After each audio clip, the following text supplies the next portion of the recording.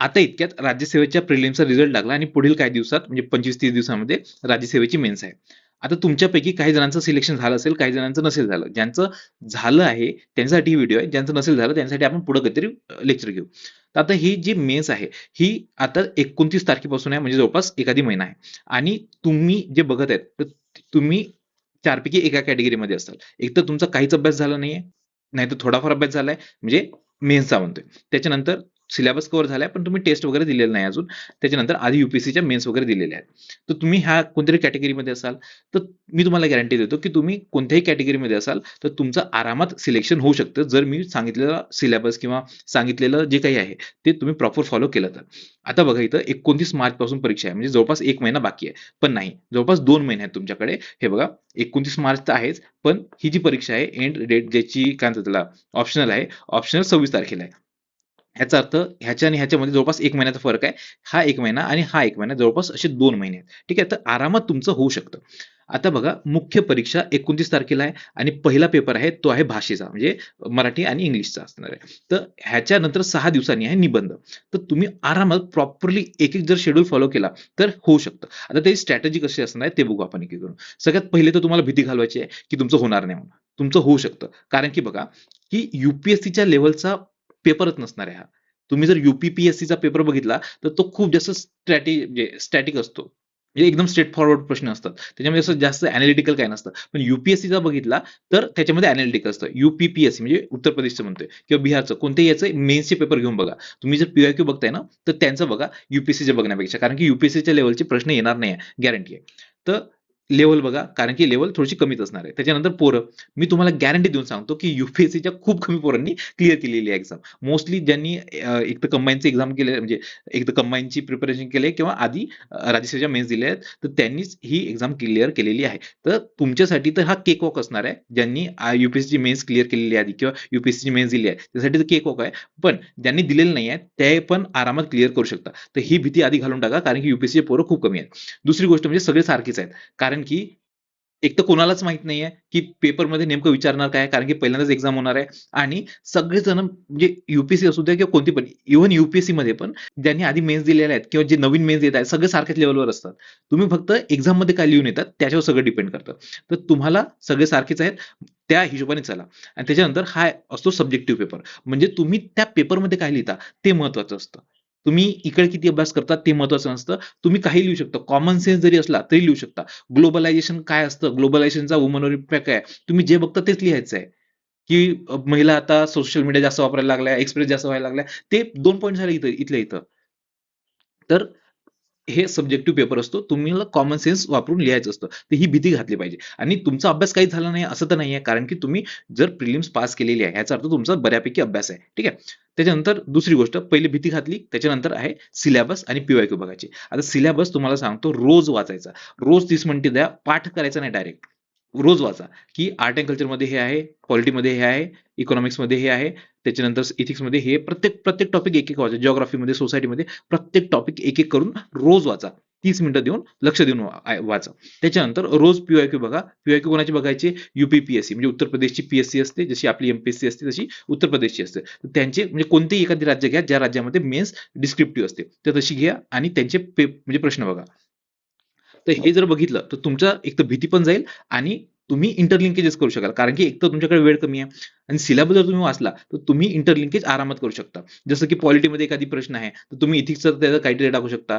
किंवा जिओग्राफी आहे, जिओग्राफीमध्ये तुम्ही एन्व्हायर्नमेंटचं काहीतरी टाकू शकता. ही इंटरलिंकेज आरामात करू शकता जर तुमचा सिलेबस पार्ट असेल तर. ठीक आहे. त्याच्यानंतर बघा मेन्सचे टॉपिक्स हां आणि मी हे का बरं सांगतोय कारण की जर हा यूपीएससीचा पेपर असता, तर मे बी तुमचं निघण्याचे चान्सेस कमी असते. बट हा आहे एमपीएससीचा पेपर आणि पहिल्यांदाच होत आहे आणि सगळे पोरगं सारखेच आहेत. त्याच्यामुळे तुमचं निघू शकते. म्हणून हे सांगतोय की जवळपास 30 ते 35 दिवसात अभ्यास करणं ईझी आहे. ठीक आहे. तुम्ही फक्त ते लिहून यायचं आहे. काही लिहून या, पण लिहून या. त्याच्यानंतर मेन्सचे टॉपिक्स कोणते करायचे ते बघा. जे सिलेबस आणि पीवायक्यू बघून झालं, तर मेन्सचे टॉपिक घ्या. कारण की प्रिलिम्सला जे टॉपिक्स आहेत ते जवळपास 50% असेल, तर तो तुमचा ऑलरेडी झालेला आहे. कारण की तुम्ही प्रिलिम्स काढलेली आहे. आता मेनचे टॉपिक्स कोणते आहेत? जगाचा इतिहास. हा जास्त करत बसायचा नाही. कारण की हा खूप जटिल आहे आणि फक्त जेवढं टॉपिकमध्ये दिले आहेत म्हणजे काय म्हणतात सिलेबसमध्ये दिलं आहे, जसं की वर्ल्ड वॉर आहेत किंवा फ्रेंच रिव्होल्यूशन आहे किंवा अमेरिकन रिव्होल्यूशन आहे. हे 3-4च टॉपिक करा. जास्त करू नका किंवा कॉलोनियलिझम आहे. तर हे 3-4च टॉपिक करा. मी सांगेल कदाचित म्हणजे कधीतरी की कोणते टॉपिक करायचे जेव्हा जगाचा इतिहास असेल ते. जास्त पूर्ण वाचत बसू नका. 3-4च टॉपिक करा. त्याच्यातून आले तर आले, नाहीतर बाहेर गेले. त्याच्यानंतर संस्कृती किंवा कल्चर आहे. तर कल्चरचे पण खूप जास्त करायचे नाही. हडप्पन संस्कृती करा. त्याच्यानंतर आपले जे संत परंपरा आहे, संत परंपरा करा आणि केव्हज वगैरे आहेत. तर फक्त जे वरवरचे आहेत आर्ट अँड कल्चर मधले ते डान्स वगैरे, डान्स फॉर्म वगैरे जास्त करत बसू नका. फक्त म्हणजे वरवर वाचून घ्या, की नेमकं काय आहे, काय नाही. आणि तुम्ही नोट्स जे घ्याल ते सगळ्यात कमीवाले कोणाचे नोट्स आहेत ते घ्या. बाजारात भेटतील तुम्हाला बऱ्याच ठिकाणी. सगळ्यात कमी ज्यांचे नोट्स दिसेल ते बघा. ठीक आहे. त्याच्यानंतर गव्हर्नन्स ते बघा. आंतरराष्ट्रीय संबंध हे तर मोस्टली करंट अफेअर्स विचारतात त्याच्यात स्टॅटिक तर नसणारच आहे. त्यानंतर सोशल जस्टिस म्हणजे तुम्ही जे करंट अफेअर्स मध्ये करता नॉर्मली तेच करायचं आहे आणि फक्त ते जाऊन लिहायचं. काही लिहून या, काही लिहून या, फक्त लिहून या. पण हे वाचून घ्या. त्यानंतर सोशल जस्टिस आहे. सोशल जस्टिस मध्ये पण हेल्थ, एज्युकेशन वगैरे आहे. हा जीएस2 चा पार्ट आहे. त्याच्यानंतर सिक्युरिटी आणि म्हणजे संरक्षण वगैरे असतं. हा हे चांगलं टॉपिक करा. कारण की हा जीएस3 मध्ये आहे. जीएस3 खूप जास्त फास्ट आहे. एन्व्हायरमेंट आहे, पर्यावरण सॉरी अर्थशास्त्र आहे, सिक्युरिटी आहे, डिझास्टर मॅनेजमेंट आहे, सायन्स अँड टेक्नॉलॉजी आहे. तर हे सगळं खूप जास्त फास्ट आहे. ते करणं आपल्याला ह्युमनली इम्पॉसिबल आहे. तर आपल्याला मोस्टली काय करायचं आहे, जीएस1 चांगला करायचा आहे, जीएस2 चांगला करायचा आहे आणि जीएस4 चांगला करायचा आहे. आणि जीएस3 चे फक्त सिक्युरिटी आणि डिझास्टर मॅनेजमेंट चांगलं करा. अर्थशास्त्र तुमचं ऑलरेडी चांगलं झालेलं आहे. ठीक आहे. कारण की जे एमपीएससीचं अर्थशास्त्र आहे त्याची सिलेबस म्हणजे मेनचा सिलेबसली बऱ्यापैकी लिंक असतं. युपीएससीचं तसं नसतं. युपीएससीचा जीएस3चा सिलेबस जो आहे प्रिलिमसाठी तो बऱ्यापैकी वेगळं आहे आणि इकॉनॉमिक्सचं यूपीएससीचं मेन्सचं वेगळं असतं. पण एमपीएससीला जो म्हणजे बऱ्यापैकी सिमिलर आहे. ह्याच्यात ऍग्रीकल्चर वगैरे पण विचारतात. ठीक आहे. तर तुम्ही जीएस3 थोडा कमी करा. पण हे जे जीएस1, जीएस2, जीएस3 आहे, सॉरी जीएस4 आहे ते चांगल्या पद्धतीने करा. कारण की तुमच्याकडे आता वेळ कमी आहे आणि ज्यांचं ऑलरेडी हे झालेलं सिलेबस कव्हर झालेला आहे, तर त्यांनी हे पण चांगलं करा. हे मी त्यांच्यासाठी सांगितलं, की ज्यांचं जे आता पहिल्यांदा वाचायला सुरुवात करत आहेत. ठीक आहे.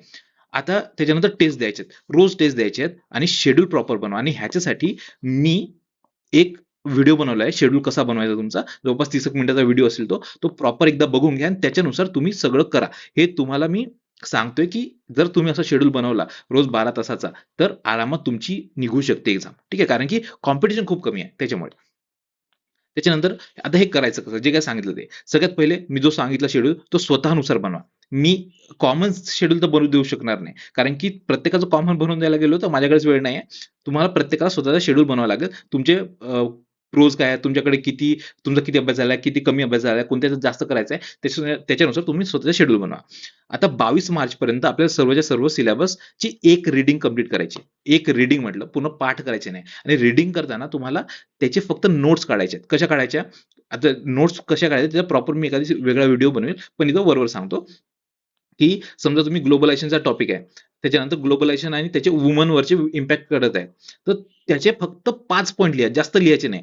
पहिला पॉइंट काय लिहायचा, की ग्लोबलायझेशन त्या वुमन आहेत त्या सोशल मीडिया वापरायला लागल्या. तर ग्लोबलायझेशन आणि एसएम एवढंच लिहायचं. जास्त लिहायचंच नाही. ह्याच्यावरती लिहायचंच नाही. ठीक आहे. त्याच्यानंतर एखादी काही डेटा असेल, की समजा आता भारतामध्ये 2 वर्षाआधी जेवढ्या वुमन होत्या त्याच्यापेक्षा आता ज्या वुमन आहेत 5% वाढ झाली. तर 5% वाढ असं लिहायचं. फक्त एवढंच लिहायचं. जास्त नोट्स लिहायचे नाही. ठीक आहे. आणि पहिल्यांदा वाचताय तेव्हा सोबतच लिहा. तुम्ही एकदा वाचून झालं, की परत एकदा त्याच्या नोट्स काढा. फक्त 5 पॉइंट काढायचे. कारण की तुमच्याकडे वेळ नाही आहे म्हणून तुम्हाला असं सांगत नाही, की एकदा वाचा, दोनदा वाचा त्याच्यानंतर नोट्स काढा. असं सांगत नाही. तुम्हाला पहिल्याच वाचनात तुम्हाला नोट्स काढायचे. ठीक आहे. तर त्याच्यानंतर 22 मार्चपर्यंत सगळ्या सिलेबसची एकदा रीडिंग झाली पाहिजे. ह्याच्यासोबत तुमच्या नोट्स पण निघणार आहेत. ठीक आहे. आता सर्व सिलेबसमध्ये कोणते येणार आहे? इथिक्स येणार आहे. त्याच्यानंतर हे जे वरचे सांगितले ते आणि जीएस3 मध्ये थोडंसं कमी केलं चालेल. पण सिक्युरिटी आणि डिझास्टर मॅनेजमेंट चांगल्या रीतीने करून टाका. ठीक आहे. आणि एन्व्हायर्नमेंटचं पण म्हणजे बघा तुम्हाला जर जमलं तर करून टाका. पण काही पण आलं तरी लिहून टाकायचंच. सगळं पूर्ण पेपर भरवायचं तुम्हाला. ठीक आहे. त्याच्यानंतर 22 मार्चपर्यंत झालं. पहिली रीडिंग कंप्लीट झाली. त्याच्यानंतर 7 ते 8 तास एसेवर एसे कसा लिहावा हे बघायचं आणि एक एसे ह्या 22 तारखेपर्यंत लिहून टाकायचा. म्हणजे ह्या 22 तारखेपर्यंत रोजचा 1-1 तास जरी दिला, म्हणजे कुठं YouTubeवर लेक्चर बघितलं किंवा कुठं तुम्ही क्लास करताय ते क्लास केला. फक्त 7 ते 8 तास द्या आणि ह्या 7 ते 8 तासापैकीच ह्या 7 ते 8 तासात एक एसे लिहून टाका ह्या 22 तारखेपर्यंत. कारण की दुसरा पेपर म्हणजे जो बघा 5 तारखेला एसीचा पेपर आहे. ठीक आहे. त्यानंतर ह्याच्यानंतर 6 दिवस उरतात. तर म्हणून ऍटलीस्ट तुमचा एक एसी लिहून झाला पाहिजे. त्यानंतर मी सांगेल की नेमका एसे कसा लिहायचा. ठीक आहे.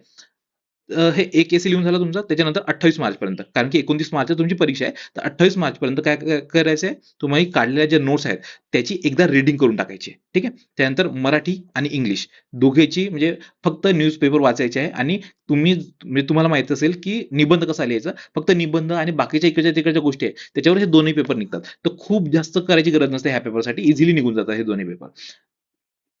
ठीक आहे. त्याच्यानंतर 4 एप्रिल पर्यंत, 5 एप्रिलला पेपर आहे, तर 4 एप्रिल पर्यंत ज्या काढलेल्या नोट्स आहेत त्याची रीडिंग करायची एकदा. रोज एक एसे लिहायचा आहे. ठीक आहे.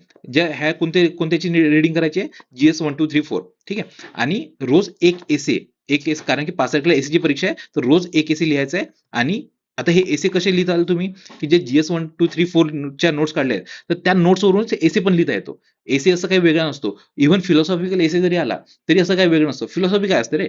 फिलॉसॉफी म्हणजे काय, कोणीतरी काहीतरी ऑब्झर्व्ह केलेलं असतं, त्याच्यावरच कोणतरी काहीतरी म्हणजे एकदम चांगल्या रीतीने बोलून जातो, त्याला फिलॉसॉफी म्हणतात. ठीक आहे.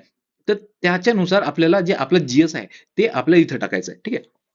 तर रोज एक एसे लिहा. आणि 3 आणि 4 एप्रिल ह्या दिवशी 2-2 एसे लिहा, कारण की तुम्हाला 5 तारखेला 2 एसे लिहावे लागतील. तर 3 आणि 4 एप्रिलला 3 तासाच्या आतमध्ये 4 एसे लिहायचे, म्हणजे 2-2 एसे लिहायचे. ठीक आहे. त्यानंतर 18 एप्रिल पर्यंत, म्हणजे 18 तारखेला पेपर आहे, तर 18 एप्रिल पर्यंत जवळपास 13 दिवस आहेत. तर 4-4-3-2 असे काहीतरी करा. म्हणजे 2 म्हणजे ज्या जीएसला तुम्ही असं ठरवाल की जो जीएस थोडाफार मी कमी करील, पण थोडा कमी करणार, तर त्या जीएसला 2च दिवस द्या. त्यानंतर ज्या जीएसचा तुमचा खूप जास्त अभ्यास झालेला आहे, तर त्याला 3च दिवस द्या. आणि ज्या जीएसचा तुमचा थोडा कमी अभ्यास झाला आहे त्याला 4 दिवस द्या. ठीक आहे. अशा प्रकारे तुमचं 18 एप्रिल पर्यंत कंप्लीट होऊन जाईल. 18-19 तुम्ही पेपर द्या. ठीक आहे.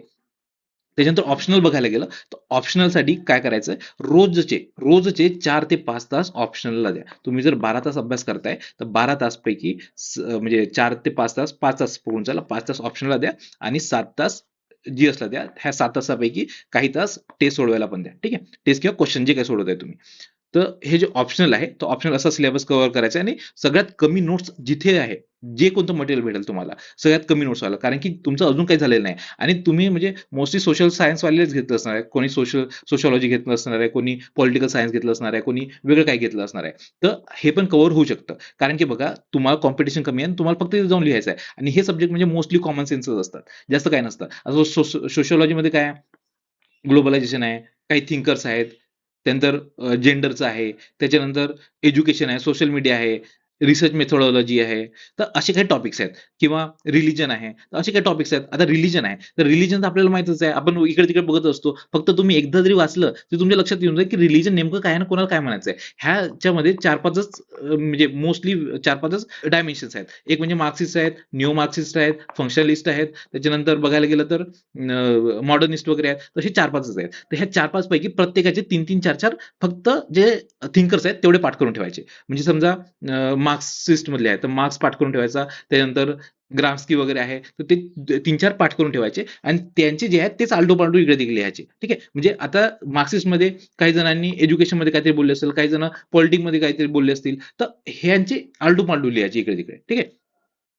तर अशा प्रकारे तुम्ही ऑप्शनल कंप्लीट करायचं. फक्त 2-3दा वाचा आणि पेपरमध्ये जाऊन काही करा आणि लिहा. काहीही लिहा, काही लिहा. ठीक आहे. तुम्ही काहीही लिहिणार नाही, कारण की तुम्ही ऑलरेडी वाचून गेलेले असणार आहे. आणि जो सगळ्यात चांगलं काहीही लिहिल तो पास होणार आहे. ठीक आहे. कारण की अल्टिमेटली ते कॉमन सेन्सच तिथे लिहावं लागतं. तर सिलेबस कंप्लीट करा. आणि त्याच्यानंतर सर्वात कमी नोट्स वाला जो मटेरियल आहे ते बघा. आणि सिलेबस रोज वाचा. जीएसचा पण आणि ऑप्शनलचा पण, कारण की ह्याच्यानी इंटरलिंकेजेस तुमचे चांगले बनतील. त्यानंतर चॅट जीपीटीचा वापर करा. जर तुम्हाला कुठेतरी वाटलं की खूप जास्त सिलेबस आहे, खूप जास्त ते दिलेलं आहे, तर फक्त चॅट जीपीटी मध्ये तेवढं टाका की हा टॉपिक आहे आणि मला ह्याच्यावरचे थोड्याशा नोट्स पाहिजे, एकदम कॉम्प्रिहेन्सिव्हली किंवा एकदम थोडक्यात सांग मला. तर चॅट जीपीटी 10 पॉईंट देईल तुम्हाला. ते 10 पॉईंट पैकी तुम्हाला 5 पॉईंट लक्षात ठेवायचे, जास्त काहीच नाही, फक्त 5 पॉईंट लक्षात ठेवायचे, त्याचे नोट्स काढायचे सोबतच. ठीक आहे. त्याच्यानंतर प्रश्न सॉल्व्ह करायचे. रोज एक सॉल्व्ह करा, एक पासून सुरुवात करा. म्हणजे आज एक सॉल्व्ह करा, उद्या एक सॉल्व्ह करायला घ्या, परवा परत एक सॉल्व्ह करा, त्याच्यानंतर 2, 3, 4, 5, 6, 7, 8, 9, 10 असे रोज 10 पर्यंत गेले तुम्ही, तर त्याच्यानंतर रोज 10 सॉल्व्ह करा पेपर येईपर्यंत. ठीक आहे. आणि त्याच्यानंतर टेस्ट सिरीज लावा कोणतरी, आणि त्या टेस्ट सिरीजच्या शेड्यूलनुसार पण तुम्ही आपला अभ्यास करू शकता. तर अशा प्रकारे तुम्ही हा सिलेबस किंवा ही जी एक्झाम आहे ती इझिली काढू शकता. आणि इझिली का बरं म्हणतोय, कारण की कॉम्पिटिशन नाही आहे तुम्हाला. सगळेजण तुम्ही सारख्याच लेव्हलला आहे. ठीक आहे. तर त्याच्यामुळे सांगतोय. जर युपीएससीची मेन्स असेल, तुमच्याकडे 30 दिवस असते, तर मी पण रिकमेंड केलं नसतं की तुम्ही त्याचा अभ्यास करा. कारण की त्याची खूप जास्त एनालिटिकल म्हणजे पेपर्स असतात आणि कॉम्पिटिशन पण तेवढी जास्त असते त्याच्यात. तर तुम्हाला सांगतो की तुम्ही हे कृपया करा. जे पास झालेत ते कृपया करा. निघण्याचे चान्सेस तुमचे खूप जास्त आहेत. कारण की आणखी गोष्ट की जरी तुमची निघाली नाही नंतर, तर तुम्हाला पुढच्या वेळेस खूप जास्त फायदा होईल. ठीक आहे. आणखी जर तुम्हाला काही इश्यू असतील, तर तुम्ही @talk to सुसंगत हे टाइप करा Telegramवर. तर तिथं तुम्हाला काही इश्यू असतील, तर ते तुम्ही तिथे सांगू शकता. कमेंट सेक्शनमध्ये पण इथल्या कमेंट सेक्शनमध्ये सांगू शकता किंवा याचं माझं ईमेल आयडी पण आहे talktosusangat@gmail.com. तिथे पण तुम्ही मला मेसेज करू शकता. ठीक आहे. तर अशा प्रकारे तुम्ही आरामात पास होऊ शकता. चलो फिर. Bye bye.